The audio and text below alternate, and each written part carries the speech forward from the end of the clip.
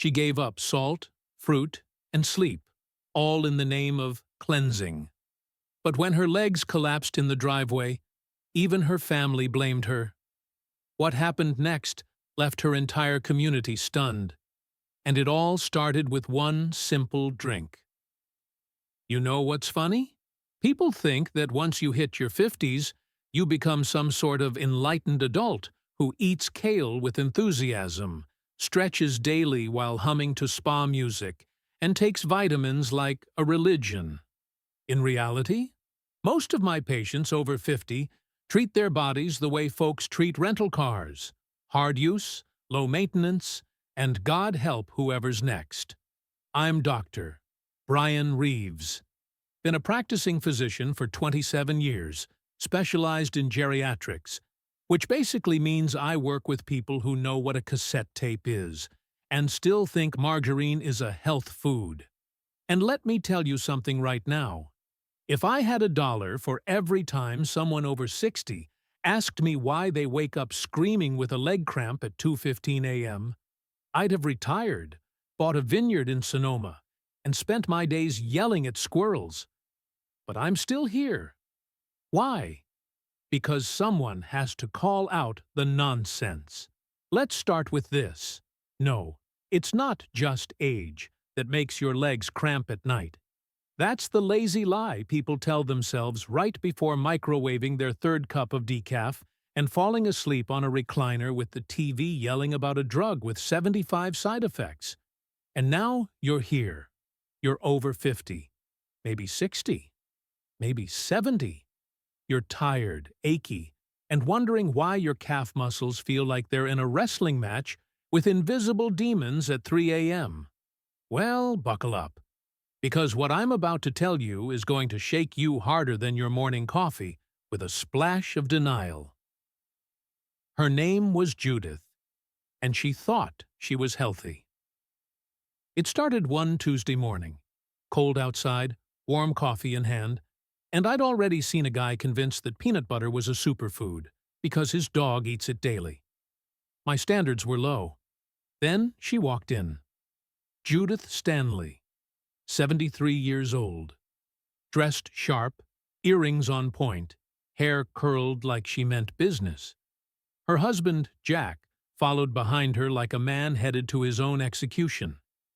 He was the kind of guy who looked like he once bench-pressed tractors and now struggled to bend over and tie his shoes without making a sound you'd expect from a creaky barn door. They sat down. She smiled nervously. Jack didn't. "Morning," I said, pulling up the file. "So what brings you two in today? And don't say, just a checkup. Nobody books an appointment at 9:45 a.m. for that." Judith laughed politely. Jack grunted. "I've been having cramps, doctor, in my legs. At night," she said, rubbing her left calf as if it was going to chime in and back her up. "I wake up almost every night now. It's like something is grabbing my muscles and twisting them like a sponge."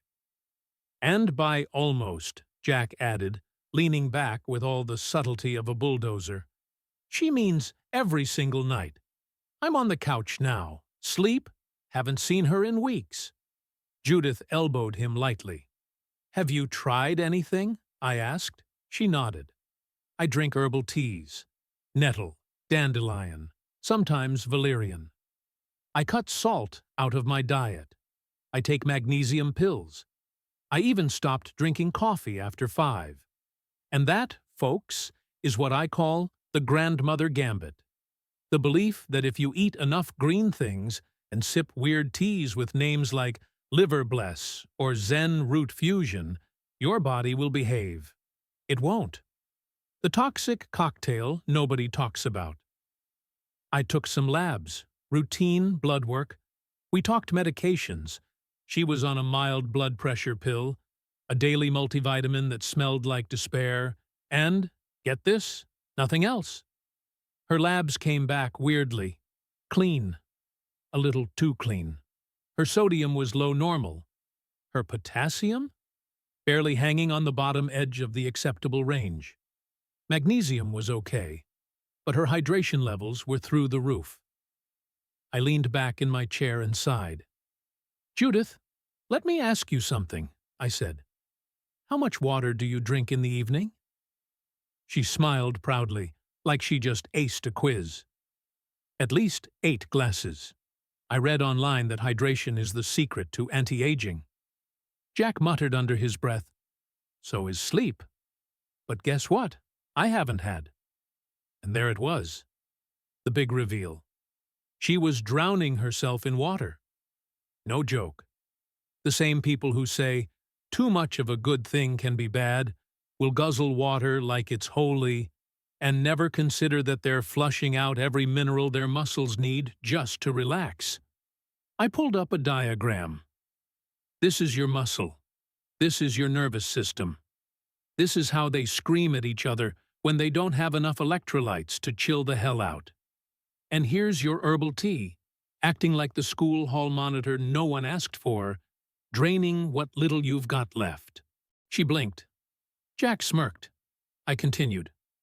Drinking that much water at night, especially without sodium or proper nutrients, is like filling up a gas tank with water and wondering why the car won't start. One visit isn't enough. I needed evidence. The next day, I stopped by their place.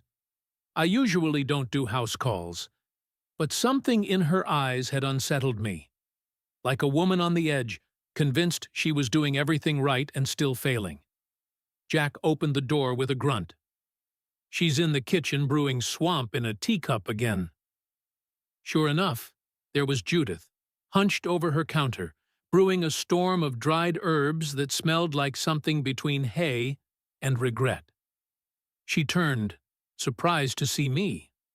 "Doctor? Mind if I take a look around?" Their kitchen was spotless, but their pantry, dear God, it looked like Whole Foods exploded in there. Algae powders, root extracts, Himalayan salt lamps, and more tea bags than a British fortress in 1776. No electrolyte drinks, no bananas, not even a shaker of sea salt. Just dried plants, multivitamins, and a commitment to the Church of Internet Health Gurus. I looked her dead in the eyes.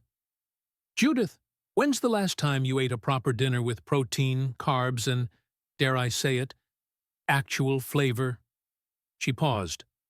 "Well, I had steamed spinach last night, and chia pudding." Jack from the hallway. "I had a burger." And then came the neighbors. On my way out, I ran into their neighbor, Mrs. Larson, mid-60s, glasses big enough to catch satellite signals. "Oh, you're Judith's doctor," she said. "Good. You talk some sense into her?" "Trying. She's been skipping meals, says bread is poison and fruit has too much sugar. I told her she's losing color in her face. She says it's her new detox. I didn't know whether to laugh or scream. Judith was basically starving her muscles, literally denying them the tools to function, and chalking up the chaos to age. It wasn't age, it was a lifestyle war zone dressed up as wellness. So I called her in, one more time. I brought her back in the next day, sat her down. No labs, no fluff. "Judith, I want to give you a drink." She looked confused. "It's not a pill, it's not tea. It's a simple mix of natural ingredients. You drink it before bed. That's it." Jack perked up from the side. "What's in it? Vodka?" I ignored him. "It's got potassium, magnesium, a touch of natural sugar to trigger insulin response and pull electrolytes into the muscle cells. It also has a small pinch of salt, not enough to spike your pressure, but just enough to keep your balance right." She looked at me like I just offered her a bacon cheeseburger in a vegan yoga retreat. "Salt?" "Yes, salt. Your muscles need it. Everything you've read online about cutting it out completely is hurting you." Her hands trembled a little. I could tell she didn't want to believe it. But her body already knew. We've only just scratched the surface of this. Believe me, it gets wilder and more eye-opening from here. Stick with me, because what I'm about to share next is something you do not want to miss. If you think you've heard everything about nighttime cramps, you haven't. Not even close. You know what absolutely fries my circuits as a physician? The fact that every other day, someone over 60 walks into my clinic, stares me dead in the eyes, and says with all the confidence in the world, "I don't eat bananas anymore. Too much sugar." Bananas. The fruit God himself designed for leg muscles. Meanwhile, they'll chug some mystery herbal sludge they saw on a 45-second TikTok, made by a 22-year-old in yoga pants with an internet certificate in wellness alchemy. And I'm standing there, in my white coat, actual diploma on the wall, thinking, what on earth happened to common sense? But let's get back to Judith. Remember her? 73. The Cramps. The nettle tea. The husband who could win the national championship for grumbling. We had just started to break through that thick wall of pseudoscience she'd built for herself, one kale chip at a time. And let me tell you, getting someone to let go of their health delusions after 50 is harder than trying to teach a cat to use a seatbelt. The confrontation, round 1. I called Judith back to the clinic for what I called a muscle-saving intervention. She came in wearing one of those oversized knit cardigans that screams, "I've seen every episode of The Golden Girls twice," clutching a mason jar of something green enough to make a frog nervous. "Dr. Reeves," she started, before even sitting down. "I looked up that drink you told me about. It says online that salt before bed can raise blood pressure, cause water retention, and interfere with your sleep cycle." Ah, the internet, ladies and gentlemen, where medical degrees are optional and everyone's an expert after reading 3 blogs and watching one YouTube short with dramatic piano music. "Judith," I replied, keeping my tone steady but my sarcasm on a hair trigger, "I understand your concern. But do you know what also interferes with your sleep cycle? Waking up every night because your calf muscles are twisted like a pretzel in a vice grip." Jack, seated to the side with a coffee in one hand and his sanity in the other, muttered, "Thank you." I pulled out her blood work again, pointed at the potassium number like I was showing her a crime scene photo. "See this? That's your warning light. You're running low. Your muscles don't have the minerals they need. It's like trying to text on a phone that's down to 5% battery and no charger in sight." She frowned. "But how can I be low if I'm eating vegetables all the time?" "Judith," I said, leaning in, "you're eating spinach water and calling it dinner. That's not a meal. That's a leafy surrender. Your body's waving the white flag." She looked hurt. Genuinely hurt. And I don't say that with sarcasm. There was something deeply embedded in her. A kind of moral purity around food. Like if she avoided everything bad, she'd earn some invisible health badge. But what she didn't realize was that she'd gone from moderation to malnutrition, all while thinking she was leveling up her wellness. The influence machine. Social media versus science. Here's the thing no one wants to admit, but I'll say it loud. Social media is killing common sense in older adults. I used to think it was just the kids falling for trends, but now? Judith's Facebook page was a buffet of misinformation. Every post was a pixelated meme or poorly formatted health tip from pages called things like Healing Earth for You or Grandma's Garden of Truth. You know the type: pastel colors, blurry flower background, and a caption that starts with, "Doctors won't tell you this, but..." Well, I am a doctor. And guess what? I will tell you. What those influencers sell is fear wrapped in flaxseed. They tell you fruit will spike your blood sugar, even though a peach has done more good for humanity than half the supplements being sold online. They warn about table salt, like it's radioactive, but then push Himalayan pink saltfoot soaks as if your feet can absorb minerals like osmosis at a day spa. They demonize potatoes, while promoting $39.99 liver cleanse kits that are just lemon powder and regret. Judith had bought into this hook, line, and teabag. Jack loses it, and frankly, I don't blame him. Later that week, I called Jack in for a private talk. "Doc, I gotta be honest," he said, eyes bloodshot. "I can't sleep. She's tossing and turning all night, yelping like a fire drill, and every time I suggest maybe it's that tea she drinks, she tells me I don't understand the female body." I raised my eyebrows. He continued, "Look, I did my time in the army. I've had nights sleeping on rocks, but nothing, and I mean nothing, is worse than waking up to your wife crying and rubbing her calf while whispering to herself that it's probably the toxins leaving her body." He rubbed his face. "You're the doctor. Fix it. Please." I nodded. I was already trying. But Judith wasn't the only one in trouble here. This whole culture of distrust in professionals, of giving more credit to influencers than medical journals, was seeping into homes like a slow gas leak. And let me be clear, this isn't about hating natural remedies. I love a good herbal tea. I recommend ginger for nausea, peppermint oil for headaches, and turmeric for inflammation. But what we're seeing now is a full-blown obsession with purity that ignores science. They want detox? Fine. But not at the cost of losing muscle function. Not when they wake up crying in pain. Not when their families can't sleep. And certainly not when they start skipping meals, because some online stranger told them, "Fruit is a sugar bomb." The family gets involved. Just when I thought things couldn't get more intense, Judith's daughter, Michelle, showed up at the clinic.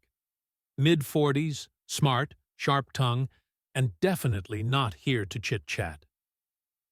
"I heard you told my mother to drink something with sugar and salt in it before bed. Is that true?" I resisted the urge to rub my temples. "Yes, and potassium, and magnesium. A simple mixture that helps replenish what her muscles need to avoid cramping. She's dehydrated at a cellular level, and her sodium intake is dangerously low." Michelle scoffed. "You know she's pre-hypertensive. Why would you recommend salt?" This is the moment where I usually have to dig deep into my emotional reserve and explain what context means. So I did. There's a difference between a bag of salty chips and a quarter teaspoon of pink salt in a balanced muscle recovery drink. The former is junk. The latter is medicine. The devil's in the dosage. She didn't like that answer. But after 10 minutes of breakdowns, blood work summaries, and a slideshow presentation I whipped up on the spot like some kind of desperate health magician, she softened. "I just want her to be okay," she said quietly. "I see her losing weight. Her energy's gone. She doesn't laugh like she used to." And there it was. The real reason behind the panic. Underneath all this clean eating and detoxing was a woman slowly pulling away from the joys of life. Cramps were just the symptom. The root was fear, of aging, of sickness, of feeling like her body was slipping away. We are right at the edge of something big. What I'm about to share next might just shock you, and not in the clickbait nonsense way. No, I mean genuinely jaw-dropping. If you've ever felt a cramp at night or watched someone suffer through it, you do not want to miss what's coming. This is where everything turns. There's a moment in every doctor's career when you realize the human body has its own way of flipping the middle finger at bad decisions. It doesn't shout. It doesn't nag. It just breaks. Quietly. Subtly.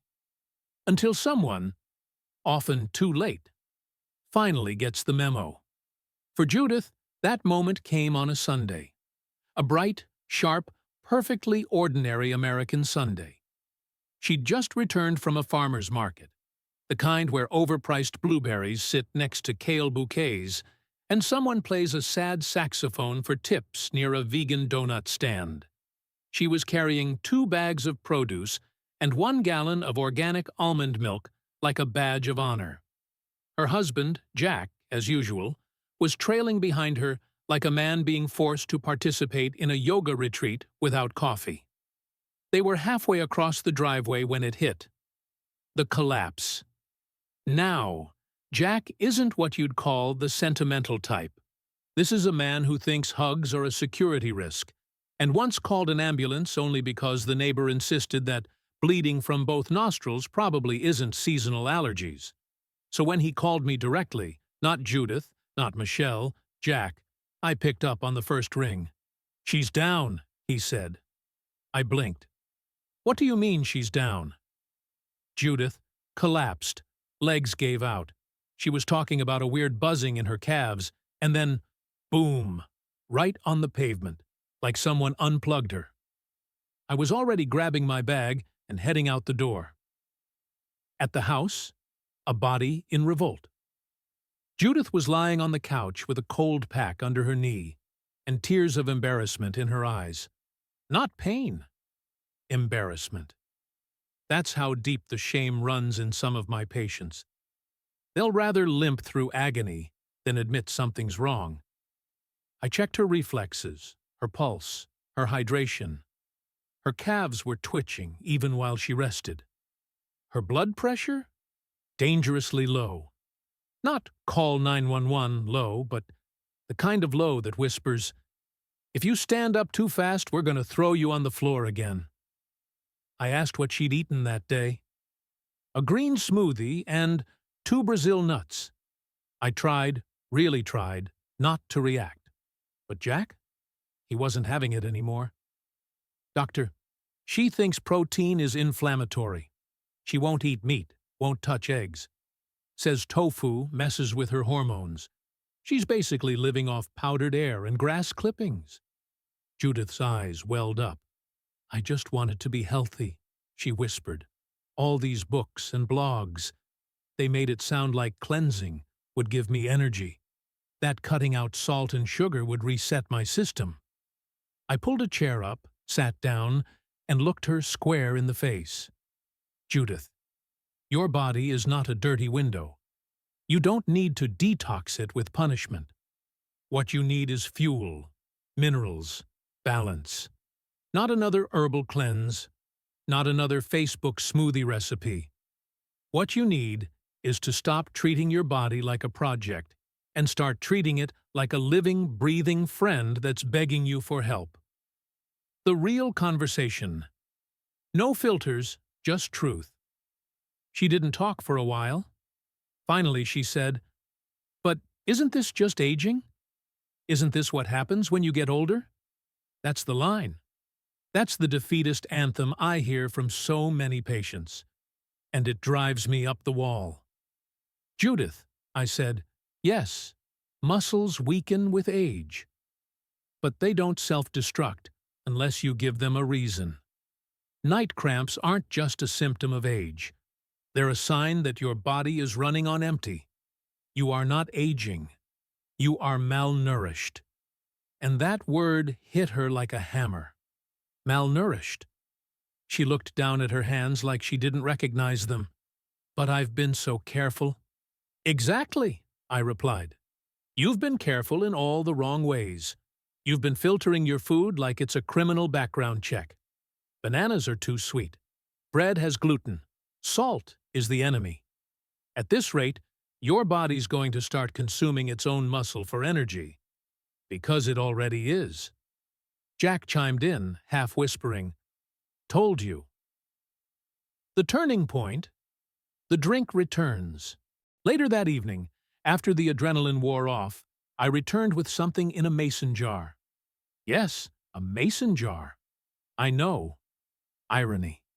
Inside was what I called the real bedtime blend. No magic, no trend, No powder ordered from an untraceable website. Just real ingredients. Half-cup coconut water for natural potassium. 1 teaspoon blackstrap molasses. Iron plus magnesium plus calcium. 1 pinch of Himalayan salt. Electrolyte balance. Half teaspoon raw honey to trigger insulin response. Warm water to dilute and blend.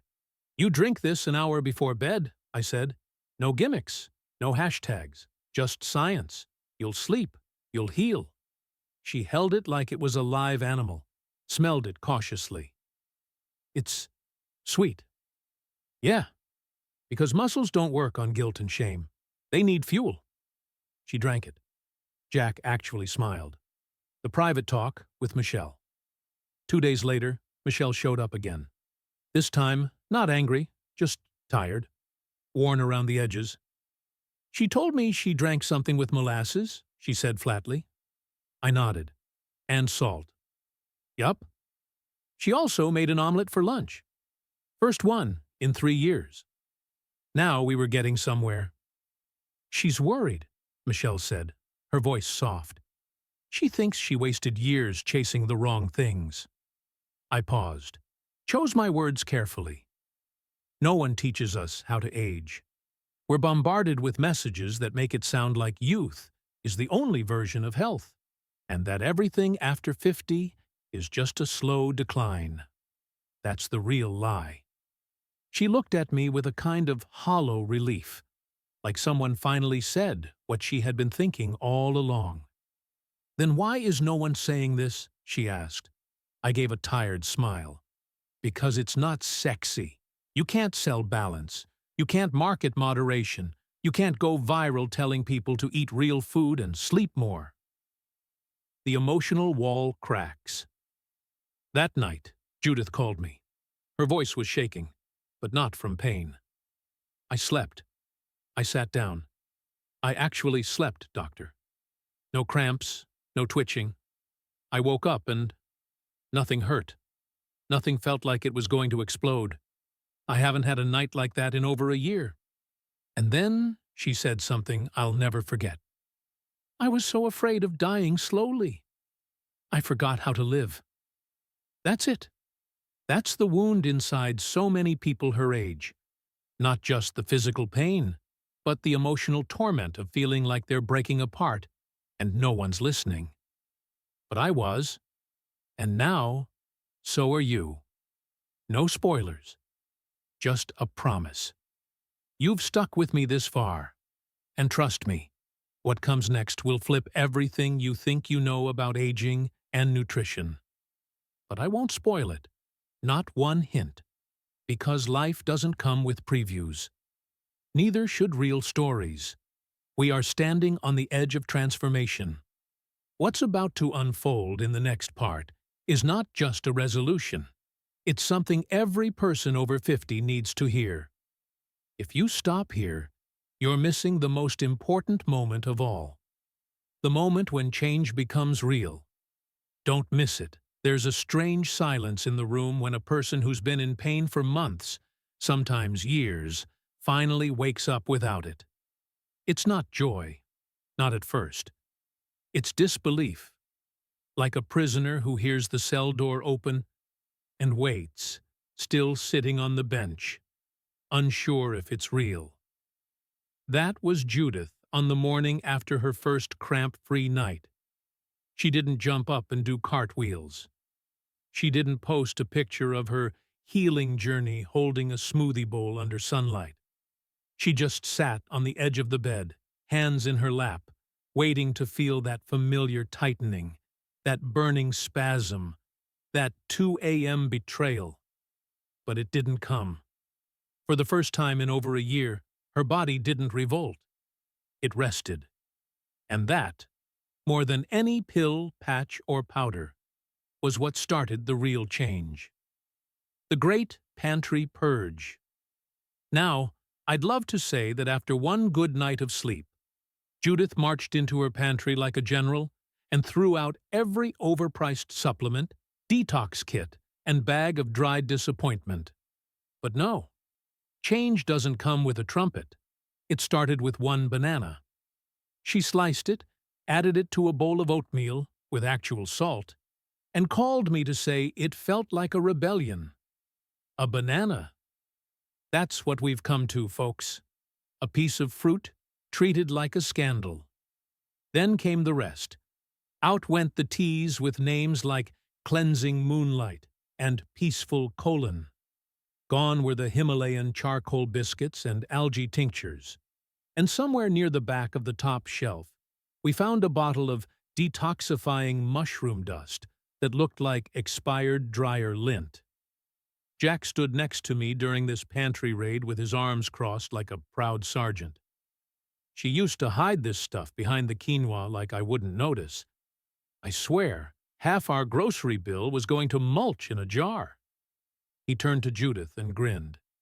Next thing you know, we'll be eating steak again.